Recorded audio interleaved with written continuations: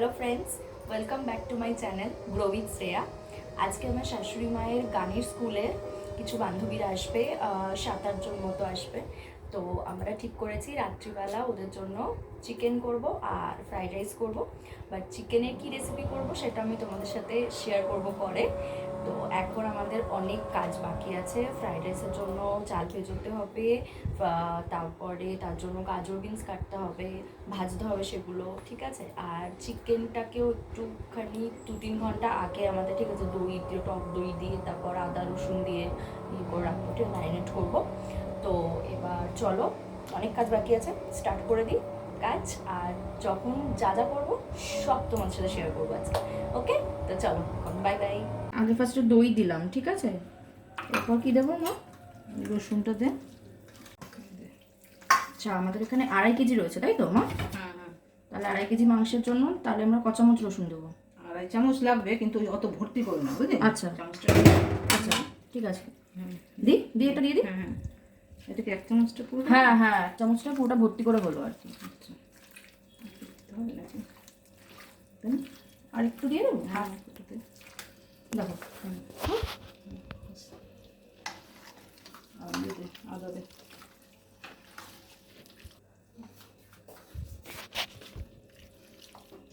আর 1 চামচ দেবো। এতটা না, হ্যাঁ চামচগুলো বড় না, হাফ চামচ। হ্যাঁ হ্যাঁ, লঙ্কা দেবে, পুরো লঙ্কা দিয়ে দিই। লাল লঙ্কা গুঁড়োটাও দিয়েছিস? হুম, ঠিক আছে, লাল লঙ্কা গুঁড়োটাও দিয়েছি। ও লঙ্কাটা একটু দিয়ে দিয়ে, চামচ দিয়ে দিয়ে দেবো একটুখানি, দিয়ে অল্প।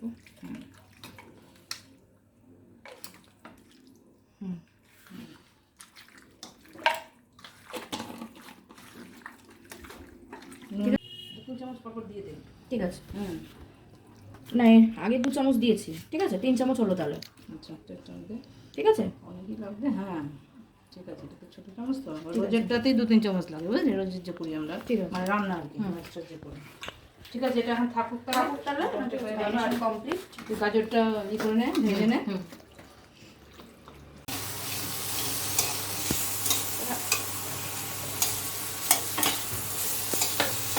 গাজর ভাজছি, এর আগে বিনসটা ভাজা আমাদের কমপ্লিট হয়ে গেছে। এই যে বিনস ভাজা আছে, আর মাংসটাও আমাদের ম্যারিনেশন করা কমপ্লিট।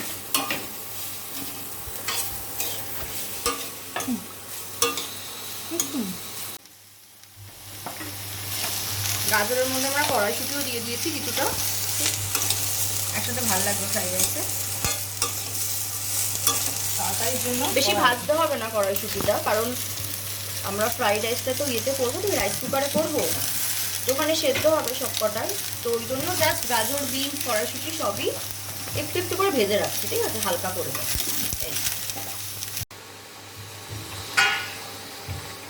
এখানে চাটনি রান্না চলছে। চাটনি কমপ্লিট হয়ে গেছে না মা? কমপ্লিট হয়ে গেছে চাটনি, আর একটু হলেই নামিয়ে নেওয়া হবে। এখন পেঁয়াজটা ভাজছি। এবার পেঁয়াজটা যখন একটু মোটামুটি হয়ে যাবে না ভাজা, তখন আমরা এর মধ্যে হচ্ছে কাজু বাদাম দেবো। হ্যাঁ, এখনো হয়নি খুব ভাজা, মানে জাস্ট একটু একটু ভাজা হলে আমরা কাজু বাদামগুলো এর মধ্যে দেবো।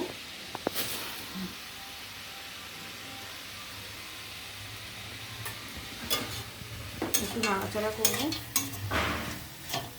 তারপরে এর মধ্যে টমেটো দেবো, দিয়ে ওই 3টেকে একসাথে ভাজার পর একটু ঠান্ডা হলে তারপর সেটাকে আমরা পেস্ট করে নেবো মিক্সারে।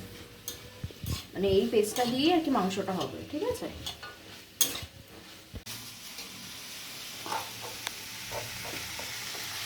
টমেটোগুলো দিয়ে দিলাম।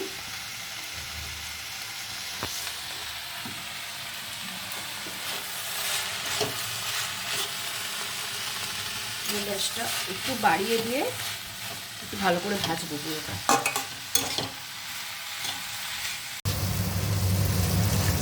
পেঁয়াজ আর টমেটো আর এর মধ্যে কাজু বাদাম মোটামুটি ভাজা আমাদের কমপ্লিট হয়ে এসছে।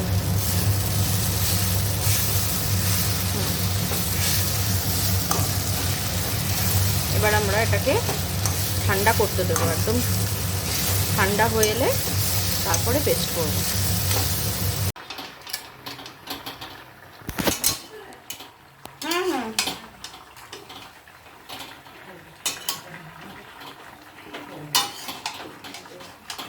এখন মাংসটা ভাজা চলছে, এতটা মাংস খেয়ে নিয়ে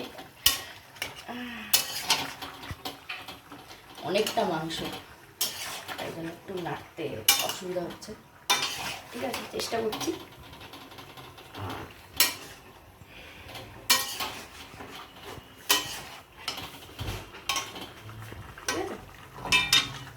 আগে ফার্স্টে রাইস কুকারের মধ্যে আমি একটুখানি দিয়ে নিয়েছি, তেল দিয়ে নিয়েছি, সাদা তেল।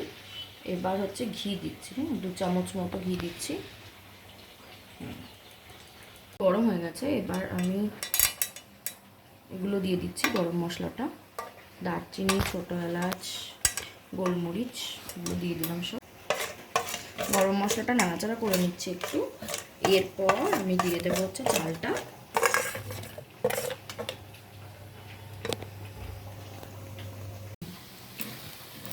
চালটা নাড়াচাড়া করে নিচ্ছি একটু ভালো করে। এরপর হচ্ছে গরম মশলাটা দিয়ে দিচ্ছি, একটু গরম মশলা গুঁড়ো দিয়ে নাড়বো ভালো করে। তারপর যে ভাজাটা ছিল, বিনস ভাজা, গাজর ভাজা, ঠিক কড়াইশুঁটি, ওগুলোকে দিয়ে দেবো। দিয়ে তারপরে জল দিয়ে দেবো। বিনস গাজরটা দিয়ে দিয়েছি, ভাজা যেটা ছিল। এবার হচ্ছে কমপ্লিট সব কিছু। এবার দিয়ে দেবো হচ্ছে ফাইনালি জল। আচ্ছা, জলের মাপটা হচ্ছে গিয়ে যত কাপ চাল দেবো আর কি, ডবল দিতে হবে। ওকে, তো আমি এখানে 4 কাপ দিয়েছি চাল, তাই আমি জল দেবো 8 কাপ, বাট অ্যাকচুয়ালি দেবো হচ্ছে 7.5 কাপ মতো, যাতে ফ্রাইড রাইসটা একটুখানি ঝরঝরে হয়। ওকে,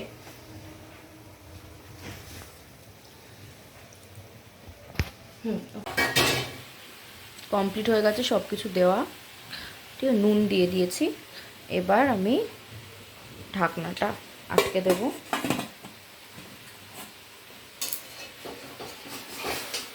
এটা কুক হবে।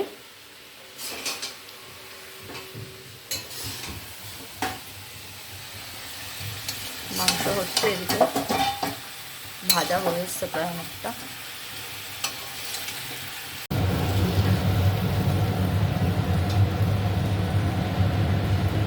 তেল দিলাম, তেল গরম করে তার মধ্যে রসুন বাটা দিলাম অল্প, আর আদা বাটা দিলাম অল্প, গরম মশলা আর কি, এইগুলো করে এবার নাড়তে থাকলাম। নাড়তে থেকে থেকে তারপরে তোর ওই বাটা যেগুলো ছিল, পেস্ট করা ছিল, পেঁয়াজ আর টমেটো ভাজার পেস্টটা, ওইটা দিলাম। দিয়ে এবার একটু ভাজা ভাজা হয়ে তারপরে দুধটা দিতে হবে।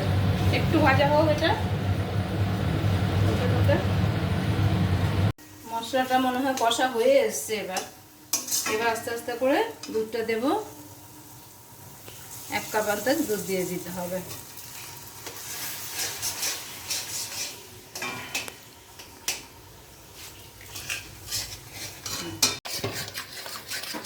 দেখো, দুধ দেওয়ার পরে এরকম হবে, আছে ঠিক আছে কনসিস্টেন্সিটা। এরপর এর মধ্যে আমরা দিয়ে দেব ভাজা চিকেনগুলো, ব্যাস। তারপর জল দিয়ে একটু চাপা দিয়ে রাখবো, তাহলেই মাংস রেডি। এদিকে ফ্রাইড রাইসটাও কুক শেষ হয়ে গেছে। এখানে লেখা দেখাচ্ছে ওয়ার্ম, তার মানে শেষ। দেখি কেমন হলো। ভালোই হয়েছে দেখতে মনে হচ্ছে, জানি না বা খেতে কেমন হবে। একবার একটু দেখে নিই কেমন হলো, ঝরঝরে হয়েছে কি না।